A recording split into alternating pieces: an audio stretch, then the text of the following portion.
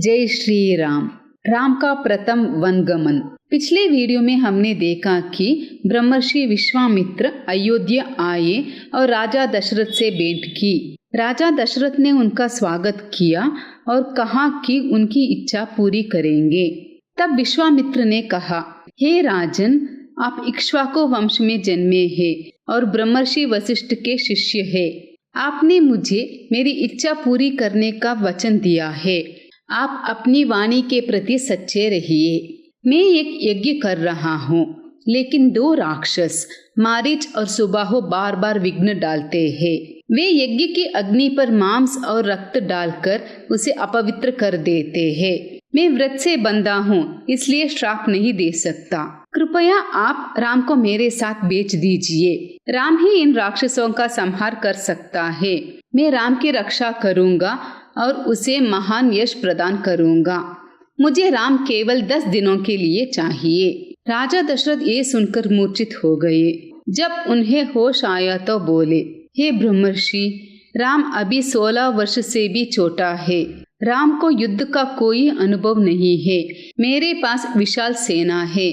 मैं स्वयं अपनी सेना के साथ जाकर इन राक्षसों से युद्ध करूँगा।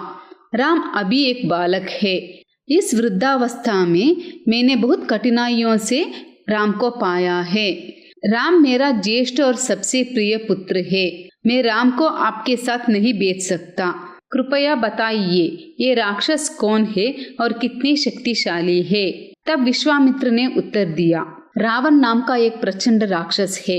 वह पुलस्त्य वंश में उत्पन्न हुआ है। रावण महर्षि विश्रवा का पुत्र है और कुबेर का अनुज है। ब्रह्मदेव के वरदान से रावण तीनों लोकों को आतंकित कर रखा है।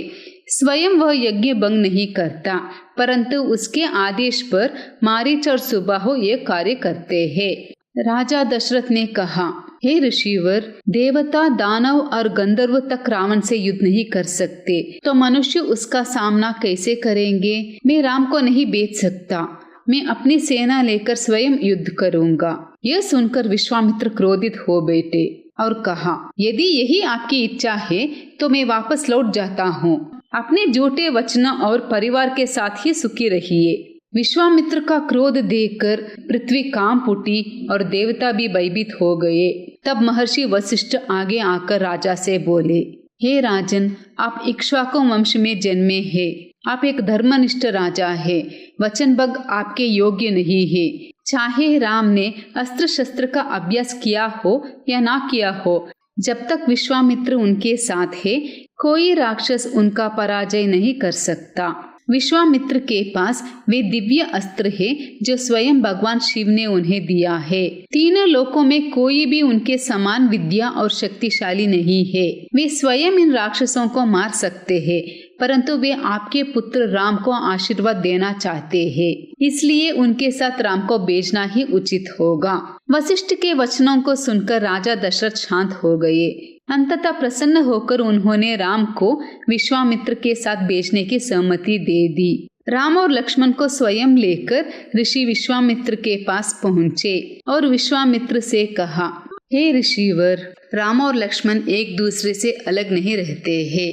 कृपया दोनों को आपके साथ ले जाइए। माता कौसल्या ने अपने पुत्र राम को शुभ यात्रा का आशीर्वाद दिया। दशरथ ने स्नेह पूर्वक राम और लक्ष्मण के मस्तकों को चूमा और उन्हें ऋषि विश्वामित्र को सौंप दिया। राम और लक्ष्मण अपने अपने धनुष लेकर ब्रह्मर्षि विश्वामित्र के साथ चले गए। ये था प्रभु राम का प्रथम वनगमन। अगले वीडियो में हम देखेंगे कि राम और लक्ष्मण कैसे विश्वामित्र के साथ वन में रहते हैं।